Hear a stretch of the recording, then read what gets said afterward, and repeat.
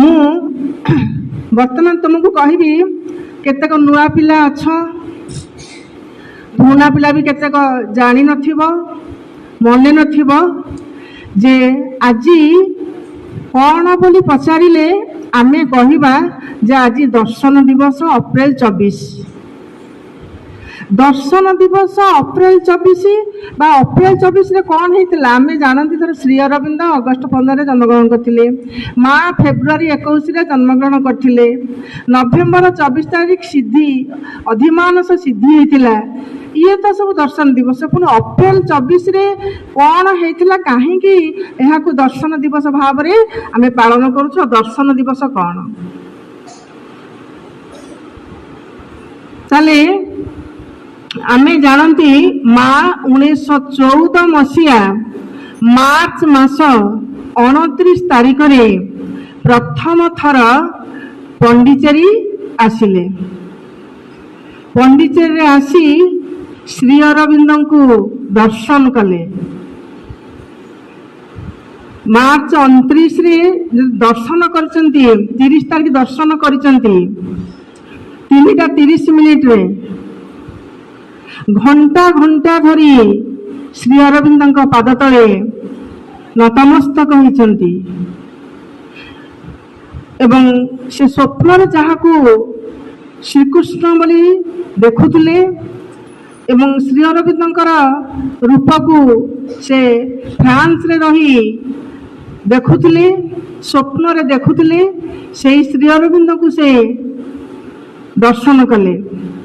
ଗୋଟିଏ ବର୍ଷ ପରେ ମା ତାଙ୍କ ସ୍ୱାମୀଙ୍କ ସହିତ ଆସିଥିଲେ।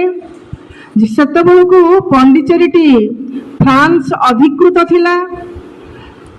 ତେଣୁ ଗୋଟିଏ ବର୍ଷ ପରେ ଯେତେବେଳେ ନିର୍ବାଚନ କାର୍ଯ୍ୟ ପାଇଁ ଆସିଥିଲେ ତାଙ୍କର ସ୍ୱାମୀ, ଏହିସବୁ କାମ ପରେ ଯେତେବେଳେ ପୁଣି ବିଶ୍ୱଯୁଦ୍ଧ ଆରମ୍ଭ ହୋଇଯାଇଛି, ମା ତାଙ୍କ ସ୍ୱାମୀଙ୍କ ସହିତ ପୁଣି ଫେରିଗଲେ। ଫେରିଯାଇ 1920 ମସିହା ଅପ୍ରେଲ ମାସ 24 ତାରିଖରେ ଆସି ପୁଣି ପଣ୍ଡିଚେରୀରେ ପଦାର୍ପଣ କଲେ। ଯେତେବେଳେ ପଣ୍ଡିଚେରୀକି ଆସିଛନ୍ତି, ଦେଖିଲେ ଶ୍ରୀ ଅରବିନ୍ଦଙ୍କର ସେତେବେଳକୁ ମାତ୍ର 10-12 ଜଣ ଶ୍ରୀ ଅରବିନ୍ଦଙ୍କ ସାଙ୍ଗରେ ରହୁଥିଲେ ଏବଂ ଶ୍ରୀ ଅରବିନ୍ଦଙ୍କର କୌଣସି ଯତ୍ନ, ତାଙ୍କର ଖାଇବା ପିଇବା, ତାଙ୍କର ରହିବା ଘର, ତାଙ୍କର ସ୍ୱାସ୍ଥ୍ୟ କିଛି ମାଙ୍କୁ ଭଲ ଲାଗିଲା ନାହିଁ। ଅର୍ଥାତ୍ ଶ୍ରୀ ଅରବିନ୍ଦ ଅବହେଳିତ ଭାବରେ ଥିଲେ। ସମସ୍ତଙ୍କ ସାଙ୍ଗରେ ରହିବା, ଯେତେବେଳେ ସେତେବେଳେ ଖାଇବା, ସ୍ୱାସ୍ଥ୍ୟର ଯତ୍ନ ନେବା ଏବଂ ଯେଉଁ ଘରେ ରହୁଥିଲେ ସେ ଘର କେମିତି ପରିଷ୍କାର ପରିଚ୍ଛନ୍ନ ନଥିବା, ଏସବୁ ଲକ୍ଷ୍ୟ କରି ମା ବହୁତ ଦୁଃଖ ଅନୁଭବ କଲେ। ତାପରେ ଶ୍ରୀ ଅରବିନ୍ଦଙ୍କ ସାଙ୍ଗରେ ସେ ଶ୍ରୀ ଅରବିନ୍ଦ ରହୁଥିବା ଉପର ଘରେ ମା ଗୋଟେ ବର୍ଷ ପରେ ପୁଣି ଆସିକି ଭଡ଼ା ଘରେ ରହୁଥିଲେ। ତାପରେ ଆସି ଶ୍ରୀ ଅରବିନ୍ଦଙ୍କ ପାଖରେ ରହିଲେ, ଉପର ଘରେ ରହିଲେ, ଶ୍ରୀ ଅରବିନ୍ଦଙ୍କର ଯତ୍ନ ନେଲେ। ତାପରେ ଆସିଛି ଅଧିମାନସ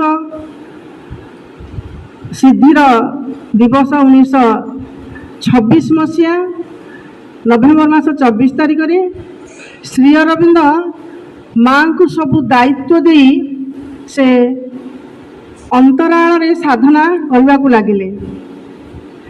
ଏଇ ଯେଉଁ ଯେତିକି ବର୍ଷ ସେତିକି ବର୍ଷ ଭିତରେ ଅର୍ଥାତ୍ ମା ଆସି 1920 ମସିହା ଆଶ୍ରମରେ ରହିବା ପରେ ଆଶ୍ରମର ବିପୁଳ ପରିବର୍ତ୍ତନ ହୋଇଛି।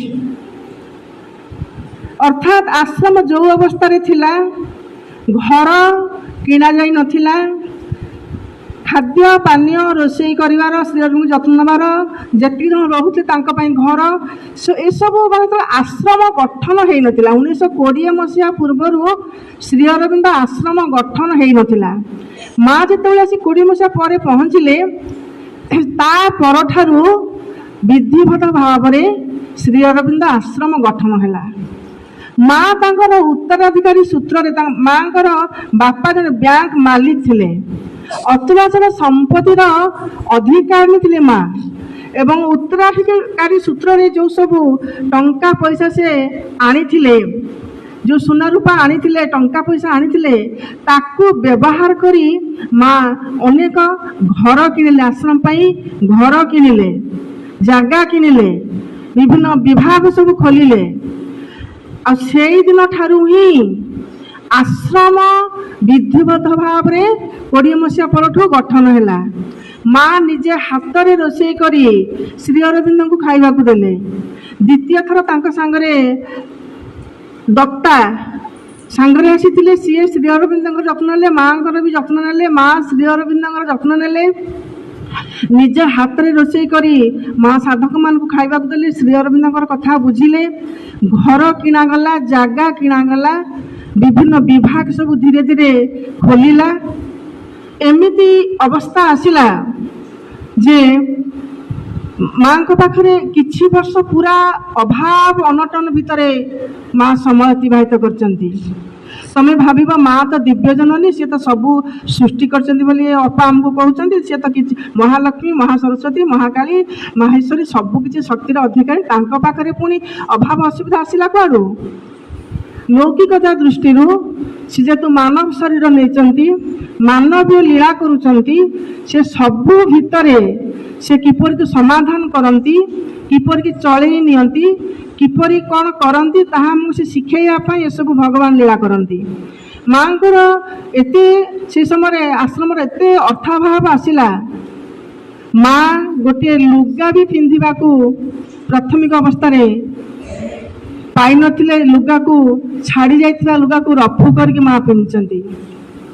ବାରିନ ଯେଉଁ ଧୋତି ପିନ୍ଧନ୍ତି, ଧୋତି ପିନ୍ଧିବା ପରେ ତାକୁ କାଟିକି ପେଟିକୋଟ କରି ମା ମଧ୍ୟ ପିନ୍ଧିଛନ୍ତି।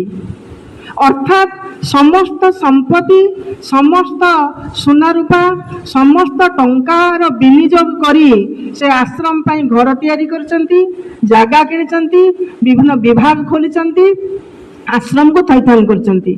ତେଣୁ ଏଇ 1920 ମସିହା ଅପ୍ରେଲ ମାସ 24 ତାରିଖ ଯେଉଁ ମା ଆସିଲେ, ଏହାକୁ ବିଜୟର ଦିବସ ବୋଲି କୁହାଯାଏ। ଅପ୍ରେଲ 24 ବିଜୟର ଦିବସ, ଅର୍ଥାତ୍ ଅଦିବ୍ୟ ଶକ୍ତି ଉପରେ ଗୋଟେ ବିଜୟର ଦିବସ ବୋଲି ନାଁ ଦିଆଯାଇଛି। ଅର୍ଥାତ୍ ଆଶ୍ରମ ଯେଉଁ ଅବସ୍ଥାରେ ଥିଲା, ଶ୍ରୀ ଅରବିନ୍ଦ ଯେପରି ଭାବରେ ଥିଲେ, ତା ପରଠାରୁ ଆଶ୍ରମ ଗଠନ ହେଇଛି, ପ୍ରଗତି ପଥରେ ଆଗେଇ ଯାଇଛି, ବିଭିନ୍ନ ବିଭାଗ ଖୋଲିଛି, ମା ସବୁ ଦାୟିତ୍ୱ ନେଇଛନ୍ତି, ସବୁର ବିକାଶ ଘଟିଛି। ତେଣୁ ସେଇ ଦିବସକୁ ଆଶ୍ରମର ଜନ୍ମ ଦିବସ ବା ବିଜୟ ଦିବସ ଭାବରେ ମଧ୍ୟ କୁହାଯାଏ। ଇଏ ତ ଗଲା, ମା ଆସିଲେ, ଆଶ୍ରମ ଦାୟିତ୍ୱ ଗ୍ରହଣ କଲେ, ଶ୍ରୀ ଅରବିନ୍ଦ ଅନ୍ତରାଳକୁ ଗଲେ ଏବଂ ଅତିମାନସ ଶକ୍ତିକୁ ଅବତରଣ କରିବା ପାଇଁ ତପସ୍ୟା କଲେ। ଏସବୁ ଭିତରେ ତମ ଭିତରେ ପ୍ରଶ୍ନ ଆସୁଥିବ ଯେ ଏଇ ଅପ୍ରେଲ 24କୁ କାହିଁକି ଦର୍ଶନ ଦିବସ ଭାବରେ ପାଳନ କରାଗଲା? ପିଲାମାନେ ଶୁଣ, ଆମର ପ୍ରଥମରୁ 3ଟି ଦର୍ଶନ ଦିବସ ଥିଲା। ଅଗଷ୍ଟ 15 ଶ୍ରୀ ଅରବିନ୍ଦଙ୍କ ଜନ୍ମଦିନ, ଫେବୃଆରୀ 21 ମାଙ୍କର ଜନ୍ମଦିନ, ନଭେମ୍ବର 24 ଅଧିମାନସ ସିଦ୍ଧିର ଦିବସ ବା ସିଦ୍ଧି ଦିବସ। ଏହି 3ଟି ଦର୍ଶନ ଦିବସ ଥିଲା। ଦର୍ଶନ ଦିବସ ଅର୍ଥାତ୍ ପ୍ରାଥମିକ ଅବସ୍ଥାରେ ମା ଶ୍ରୀ ଅରବିନ୍ଦ ସମସ୍ତ ସାଧକମାନଙ୍କୁ ସବୁଦିନ ଦର୍ଶନ ଦିଅନ୍ତି, ଏକାଠି ବସନ୍ତି, ଆଲୋଚନା କରନ୍ତି, ପ୍ରଶ୍ନ ଉତ୍ତର ଚାଲେ, ମା ପିଲାମାନଙ୍କୁ ପାଠ ପଢ଼ାନ୍ତି, ତାଙ୍କ ସାଙ୍ଗରେ ବସନ୍ତି। ବୁଧବାର ଦିନ ଗୋଟେ କ୍ଲାସ୍ ହୁଏ, ପିଲାମାନଙ୍କୁ ଗପ କହନ୍ତି, ଶ୍ରୀ ଅରବିନ୍ଦ ସାଧକମାନଙ୍କ ସହିତ ସବୁ ସମୟ ବିତାନ୍ତି। ଏହିଭଳି ଚାଲୁଥିଲା। କିନ୍ତୁ 1926 ମସିହା ପରେ ଶ୍ରୀ ଅରବିନ୍ଦ ଯେତେବେଳେ ଅନ୍ତରାଳକୁ ଗଲେ, ସାଧନା ଆରମ୍ଭ କଲେ, ତପସ୍ୟା ଆରମ୍ଭ କଲେ, ଗୋଟିଏ ଘର ଭିତରେ ରହି, ଯାହାର ଫଳସ୍ୱରୂପ 1950 ମସିହା ସେ କ'ଣ କଲେ, ଅତିମାନସ ଶକ୍ତିକୁ ଅବତରଣ କରାଇଲେ। ଏହା ଭିତରେ ଶ୍ରୀ ଅରବିନ୍ଦ ଆଉ କ'ଣ ରେଗୁଲାର ସାଧକମାନଙ୍କ ସହିତ ବସିଲେ ନାହିଁ ବା ଦର୍ଶନ ଦେଲେ ନାହିଁ। ମାଙ୍କର ମଧ୍ୟ ଦର୍ଶନ ଦେବା କମିଗଲା। ସାଧକମାନଙ୍କର ବ୍ୟଗ୍ରତା ବ୍ୟାକୁଳତା ନେଇ ଶ୍ରୀମା ଶ୍ରୀ ଅରବିନ୍ଦ ବର୍ଷକୁ 3 ଥର ସର୍ବସାଧାରଣ ଦର୍ଶନ ଦେଉଥିଲେ। ଦେଖିଛ ତୁମେ ଟେରାସ ଦର୍ଶନ, ବାଲକୁନି ଦର୍ଶନ ଏବଂ ମା ଶ୍ରୀ ଅରବିନ୍ଦ କ'ଣ କରୁଥିଲେ, ବର୍ଷକୁ 3 ଥର ଦର୍ଶନ ଦଉଥିଲେ ସାଧକ ମାନଙ୍କୁ ଏବଂ ଭାରତର ବିଭିନ୍ନ ରାଜ୍ୟରୁ ଆସୁଥିବା ତାଙ୍କ ସାଧକ ମାନଙ୍କୁ, ସନ୍ତାନ ମାନଙ୍କୁ ମା ବର୍ଷକୁ 3 ଥର ଶ୍ରୀ ଅରବିନ୍ଦ ଦର୍ଶନ ଦଉଥିଲେ। ଏଇ 3ଟି ଦିବସରେ ସ୍ୱତନ୍ତ୍ର ଭାବରେ ଦର୍ଶନ ଦଉଥିବାରୁ ଏହାର ନାମ ହୋଇଥିଲା ଦର୍ଶନ ଦିବସ।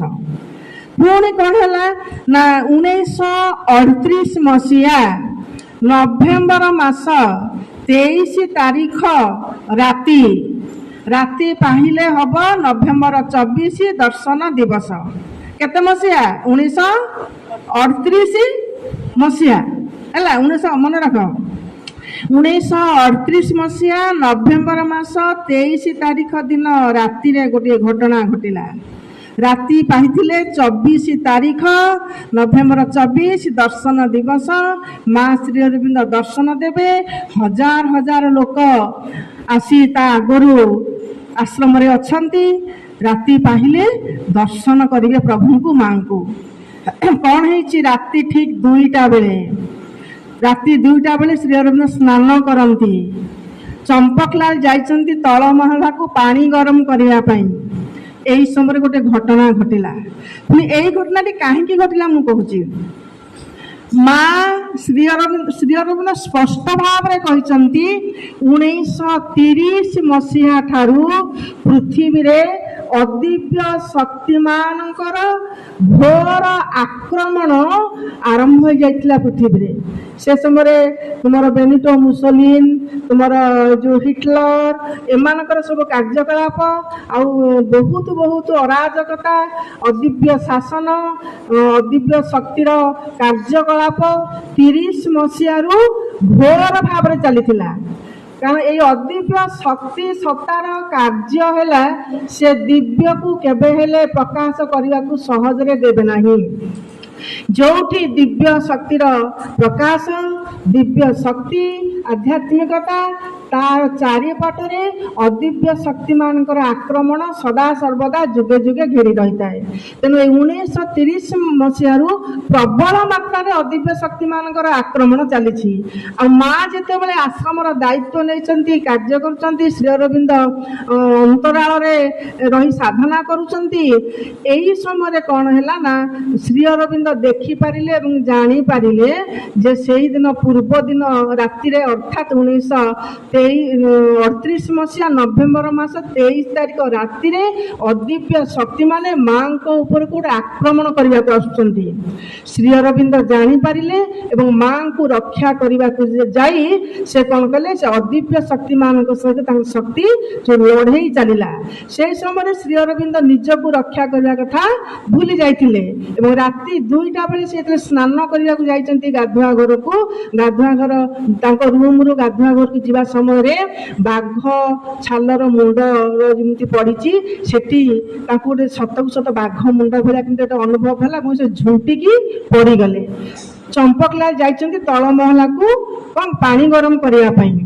ଏହି ସମୟରେ ଶ୍ରୀ ଅରବିନ୍ଦ ପଡ଼ିଗଲେ, ଆଉ ଉଠି ପାରିଲେ ନାହିଁ। ମା ସେ ସମୟରେ ଶୋଇଥାନ୍ତି। ମା ତାଙ୍କର ଚେତନା ଶକ୍ତିରେ ଜାଣିପାରିଲେ କ'ଣ ଗୋଟେ କିଛି ଅସୁବିଧା ହେଲା। ମା ସାଙ୍ଗେ ସାଙ୍ଗେ ଶ୍ରୀ ଅରବିନ୍ଦଙ୍କ ପାଖକୁ ଆସିଛନ୍ତି। ଚମ୍ପକଲାଲ ଯେଉଁ ପାଣି ଗରମ କରୁଥିଲେ ସାଙ୍ଗେ ସାଙ୍ଗେ ଉପରକୁ ଆସିଲେ। ସାଙ୍ଗେ ସାଙ୍ଗେ ବିପଦର ଗୋଟେ ଘଣ୍ଟି ବାଜି ଉଠିଲା, ଅର୍ଥାତ୍ କିଛି ଗୋଟେ ବିପଦ ଆସିଗଲା ବୋଲି ଆଶ୍ରମର ବ୍ୟକ୍ତିମାନେ, ତଳ ମହଲାରେ ଥିବା ଅନ୍ୟ ବ୍ୟକ୍ତିମାନେ ସବୁ ଜାଣିପାରିଲେ। ସମସ୍ତେ ଆସି ଏକତ୍ରିତ ହୋଇଗଲେ।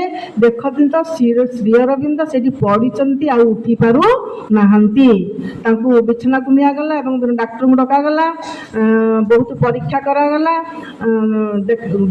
ଆଘାତ ଅତ୍ୟନ୍ତ ଗୁରୁତର, ଅପରେସନ କରିବାକୁ ପଡ଼ିବ।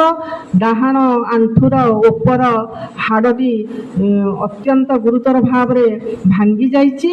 ଏଇଭଳି ଅବସ୍ଥାରେ ଶ୍ରୀ ଅରବିନ୍ଦଙ୍କୁ ଅପରେସନ ସିନା କରାଗଲାନି, କିନ୍ତୁ ବ୍ୟାଣ୍ଡେଜ କରି କିଛି ମାସ ତାଙ୍କୁ କ'ଣ କରାଗଲା, ବିଛଣାରେ ରଖାଗଲା ଏବଂ ତାଙ୍କର ସେବା ଶୁଶ୍ରୂଷା କରାଗଲା।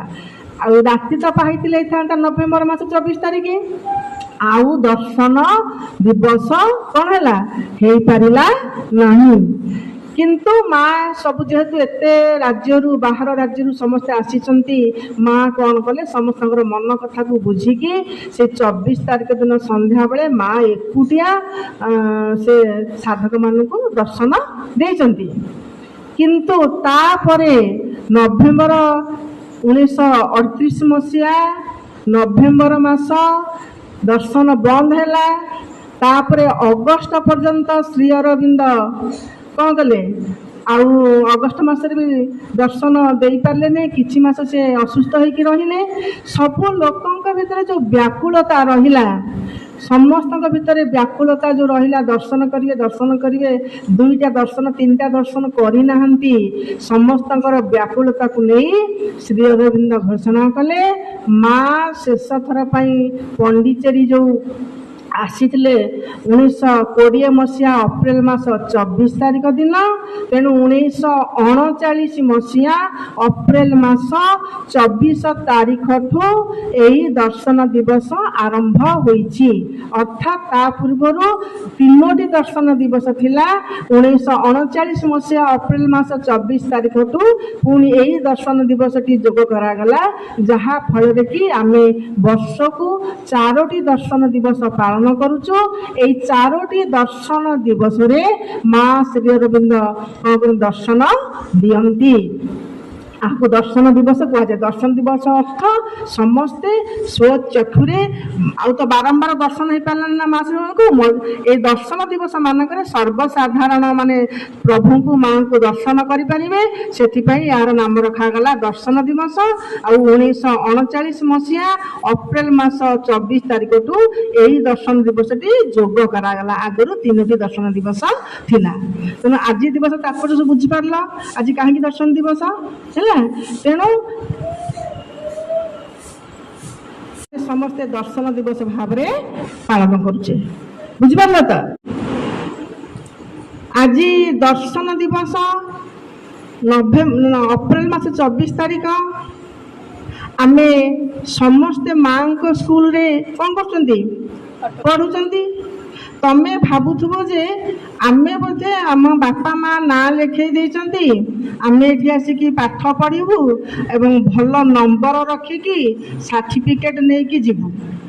ତମ ବାପା ମାଙ୍କର ତମର ପ୍ରାଥମିକ ଅବସ୍ଥାରେ ଏଇ ଉଦ୍ଦେଶ୍ୟ ଥିଲେ ମଧ୍ୟ ତାର ପଶ୍ଚାତରେ ଆଉ ଗୋଟେ ମହାନ ଉଦ୍ଦେଶ୍ୟ ଅଛି, ଯାହା ତମେମାନେ ହୁଏତ ଜାଣିପାରି ନଥିବ। ମା ଯାହାକୁ ନ ଚାହିଁବେ, ମା ଯାହାକୁ ଇଚ୍ଛା ନ କରିବେ, ସେ କେବେ ହେଲେ ମାଙ୍କର ଶିକ୍ଷା କେନ୍ଦ୍ର ମାନଙ୍କରେ ମାଙ୍କର କୃପାରେ କେବେ ହେଲେ ପାଠ ପଢ଼ିବାର, ଅଧ୍ୟୟନ କରିବାର ସୁଯୋଗ ପାଇବ ନାହିଁ। ବା ମାଙ୍କର ଅନୁଷ୍ଠାନ ମାନଙ୍କରେ ଆମେ ସାଧକ ଶିକ୍ଷକ ବା ଶିକ୍ଷକତା ବା ପିଲାମାନଙ୍କୁ ପାଠ ପଢ଼େଇବାର ସୁଯୋଗ ମଧ୍ୟ ପାଇବା ନାହିଁ। ଆମେ ଜାଣନ୍ତୁ ନ ଜାଣନ୍ତୁ, ଜାଣତରେ ହଉ ଅଜାଣତରେ ହଉ, ମା ଆମକୁ ବାଛିଛନ୍ତି, ମା ଆମକୁ ନିର୍ବାଚିତ କରିଛନ୍ତି। ତେଣୁ ମା ଯେହେତୁ ଆମକୁ ବାଛିଛନ୍ତି, ନିର୍ବାଚିତ କରିଛନ୍ତି, ଆମେ ମାଙ୍କ ଅନୁଷ୍ଠାନରେ ପାଠ ପଢୁଛେ।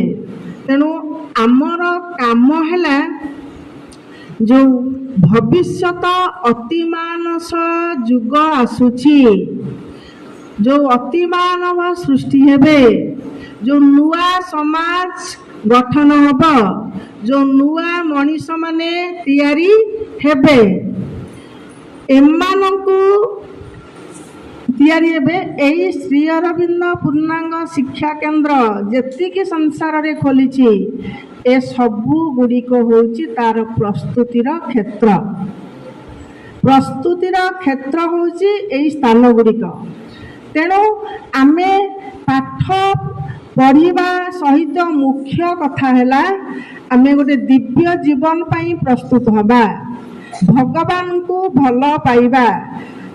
ଆମର ସବୁ କାର୍ଯ୍ୟ ଗୁଡ଼ିକ କ'ଣ ଭଗବତ ଅଭିମୁଖୀ ହେବା ଦରକାର। ଆଉ ତାର ପ୍ରାଥମିକ କଥା ଗୁଡ଼ିକ ଆମକୁ ଶୃଙ୍ଖଳା ସହିତ ଆମକୁ କ'ଣ କରିବାକୁ ପଡ଼ିବ, ଶୃଙ୍ଖଳାର ସହିତ ଆମକୁ ଜୀବନ ଯାପନ କରିବାକୁ ପଡ଼ିବ। केवल गोटे दर्शन दिवस बोली आम के अनुभव करवा ना जीवनर प्रत्येक दिन हूँ आम शिविर प्रत्येक दिन हूँ प्रत्येक मुहूर्त आम जोगर मुहूर्त प्रत्येक दिन हूँ आम दर्शन दिवस आम यही कथा अंततः अनुभव करवा आम आज कहीं दर्शन दिवस पालन करुँच जापारे केतोटी दर्शन दिवस आम पालन करुचु ताकू जापारे कौ मसीह अप्रैल 24 दर्शन दिवस आरंभ होती